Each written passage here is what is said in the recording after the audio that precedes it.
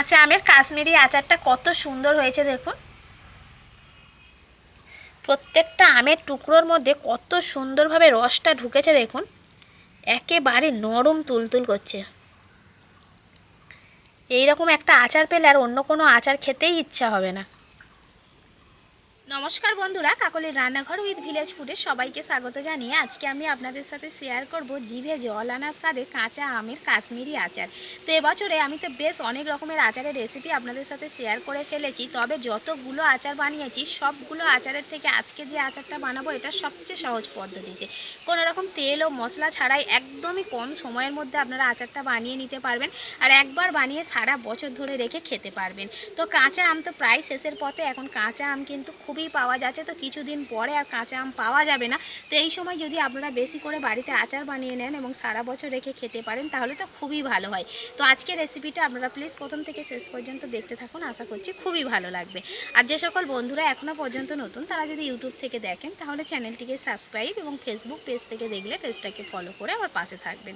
তাহলে এখন রান্নাঘরে চলে যাবো আর আজকে রেসিপিটা শুরু করে ফেলবো।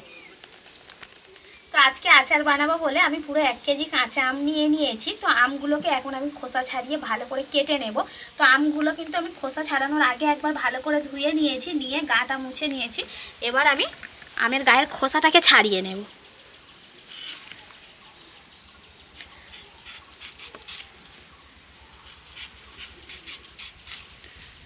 এখন বাজারে কাঁচা আমের দাম খুবই কম আর খুব পাওয়াও যাচ্ছে। তো এই সময় যদি আপনারা কাঁচা আম দিয়ে আচারটা বানিয়ে নেন সেক্ষেত্রে কিন্তু অনেক বেশি করে আচার বানাতে পারবেন সারা বছরের জন্য। তাছাড়াও যাদের বাড়িতে আম গাছ রয়েছে প্রত্যেকের গাছের আম কিন্তু এখন কাঁচা রয়েছে, তো এরপরে ডাঁশি আনাও শুরু হয়ে যাবে, অর্থাৎ পাক টান দেবে।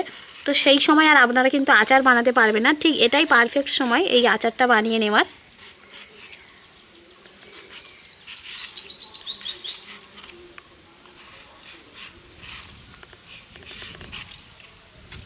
খোসা ছাড়িয়ে নিয়েছি, এবার আমটাকে কেটে নেব।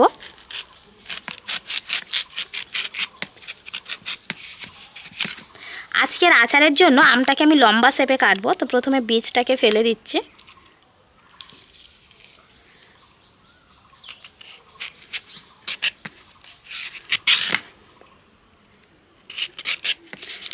আর এই আচারের জন্য আমের সাইজটা কিন্তু এরকম একটু মোটা মোটা হবে, খুব বেশি পাতলা না, অর্থাৎ একদম সরু করে কাটলে হবে না। তো একটা আমকে আমি 3টে ভাগে ভাগ করলাম, মানে একটা ভাগকে, তো আরও একটা ভাগ এখনও বাকি রয়েছে, এটাকেও আমি 3 টুকরো করে কেটে নেব।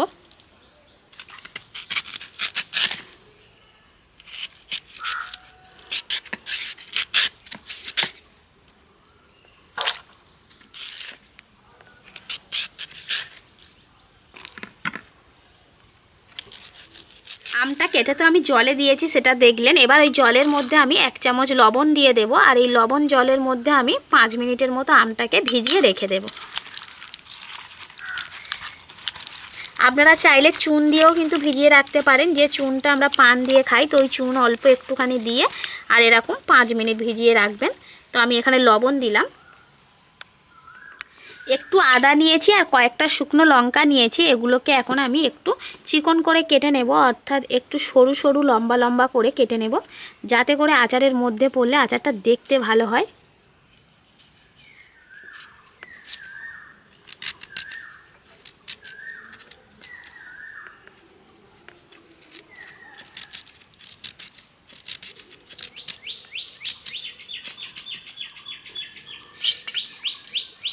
লঙ্কাগুলো একই রকমভাবে দানাটাকে ফেলে দেব আর একদমই সরু আর লম্বা লম্বা করে কেটে নেব।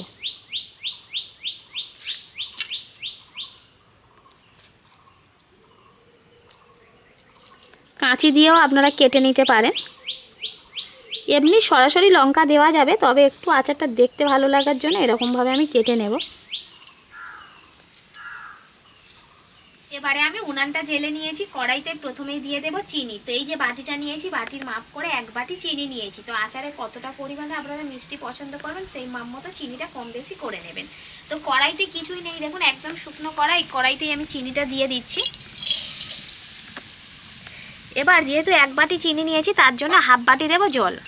জলটা কিন্তু অল্প করেই দিতে হবে, শুধুমাত্র চিনিটা গলে যাওয়ার জন্য। এবার আমি চিনিটাকে ভালো করে গলিয়ে নেব। চিনিটা গলে গেছে। তো এবার এই চিনির রসের মধ্যে কেটে রাখা আদাটা দিয়ে দেব।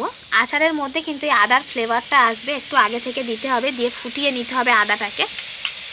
আর আজকে আমি আগেই বলেছি যে কোনো রকম তেল ও মশলা ছাড়াই আচারটা বানাবো। তেল মশলা ছাড়া হলেও এই আচারটা খেতে এত ভালো লাগে যে অন্য যে কোনো আচার কিন্তু এই আচারের কাছে পুরো ফেল হয়ে যাবে।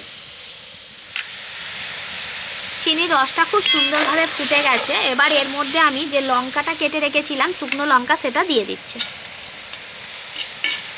আর আচারের মধ্যে সুন্দর একটা রং আসার জন্য এখানে খুব অল্প একটুখানি, দেখুন হাফ চামচের থেকেও কিন্তু কম নিয়েছি, কাশ্মীরি লাল লঙ্কার গুঁড়ো এটা দিয়ে দিচ্ছি। শুধুমাত্র রঙের জন্য দিলাম, আপনারা চাইলে নাও দিতে পারেন। চিনির রসটা মোটামুটি ভালোই ফুটে উঠেছে। তো এবার আমি কেটে রাখা আমগুলোকে এই চিনির রসের মধ্যে দিয়ে দেব। আর আমটা দেওয়ার পরে কিন্তু রসটা আরেকটু পাতলা হয়ে যাবে, কারণ এই যে কাঁচা আম থেকে যে জলটা বেরোবে, তো এই চিনির রসের মধ্যেই কিন্তু আমটা পুরোপুরিভাবে সেদ্ধ হয়ে যাবে। তো এবার আমি ঢাকা দিয়ে দেবো। আর এখানে কিছুই দেওয়ার দরকার নেই, শুধুমাত্র ঢাকা দিয়ে দিয়ে কিন্তু আচারটা বানিয়ে নিতে হবে। এই দেখুন চিনির রসের মধ্যে আমগুলো কত সুন্দরভাবে ফুটছে, আর আস্তে আস্তে কিন্তু আমের গায়ের কালারটা চেঞ্জ হয়ে যাচ্ছে, দেখুন। তো এইভাবে যত চিনির রসের মধ্যে আমটা ফুটবে, অর্থাৎ সেদ্ধ হবে, ততই কিন্তু আমের গায়ের কালারটা চেঞ্জ হয়ে যাবে। তো বেশি নাড়ানাড়ি করার দরকার নেই, এই রকমভাবে প্যাচেলা কিংবা খুন্তি দিয়েও নাড়লে হবে, মাঝে সাঝে নেড়ে দিতে হবে, কিংবা একটু যদি বা কড়া ধরে নাড়িয়ে দেওয়া যায় তো আরও ভালো। তো এইরকমভাবেই ফুটতে থাকুক, আর চাপা দেবো না।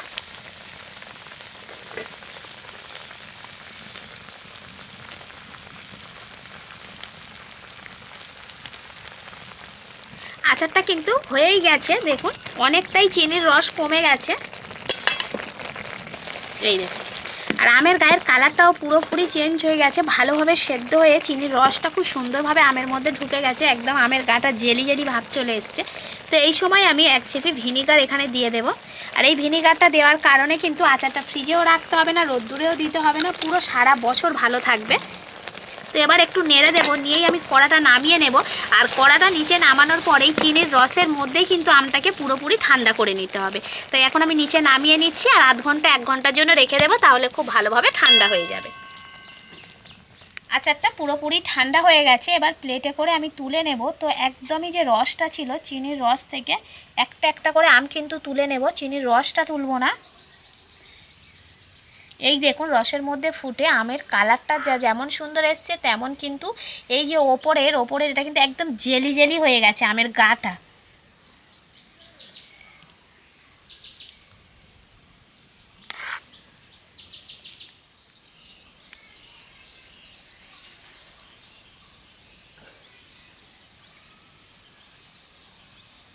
তো পুরো আচারটা আমি প্লেটে করে তুলে নিয়েছি, দেখুন কত সুন্দর লাগছে।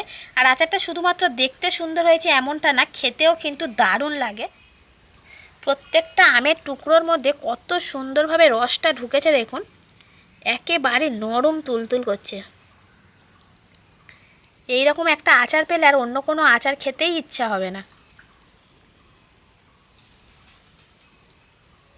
সারা বছরের জন্য যদি এরকম একটা আচার বাড়িতে বানিয়ে রাখা যায়, তাহলে কিন্তু এত অল্প আচারে হবে না, আর একটু বেশি পরিমাণে আপনি নিয়ে আপনারা বেশি করে আচার বানিয়ে রাখবেন। সেক্ষেত্রে কী হবে, সারা বছর ধরে আচারটা খেতে পারবেন।